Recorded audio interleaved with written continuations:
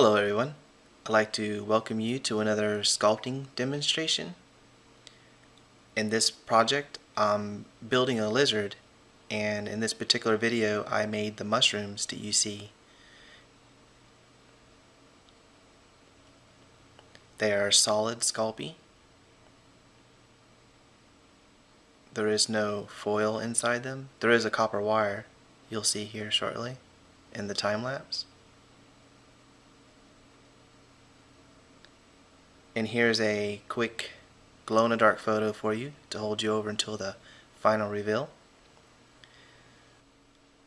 Starting this project off, I wanted to build the caps of the mushrooms, and I'm using these 3 cookie cutter style tools to maintain the sizes. These are made of Sculpey Original because it's the cheapest, and it's just the core, so it really doesn't matter, you're not going to see it anyways. Once I got them made, I rolled out a sheet of glow-in-the-dark, I think setting 3, third to the smallest. Those are to go on the underside. That's where I'm going to make the details, like the little ruts that are underneath the caps of the mushrooms. And once again, that's glow-in-the-dark. That log I rolled out, those are for the stems of the mushroom, and I'm cutting them to size. Once I got everything cut and ready, I wanted to ensure that these don't break off, the caps, because the last time I did mushrooms I was really worried about the mushroom up at the top. I was worried that it was going to break off. So by making a little loop at the end, it's pretty much, you know, there to stay. It's not going to do anything, you know, drastic. So once I got all these ready, I painted on some clay softener, and if you keep brushing and brushing and brushing, it gets tacky. This is to help get the 2 pieces of clay to bond pretty good. And just make my little details.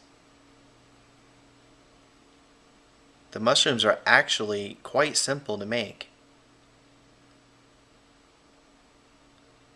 And then I rub on some of the clay softener again to make it tacky.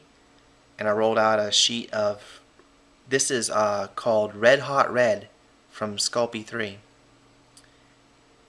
And just kind of work it on there real good. And I use my clay slicer. I just got that not too long ago. You know, make sure it's all pressed on and everything. And once I got all 3 ready, I basically rolled out a sheet of glow-in-the-dark, and I didn't want these to look perfect because it didn't look perfect in the photo. So what I did is I just basically tore little pieces off. That way it would look pretty natural.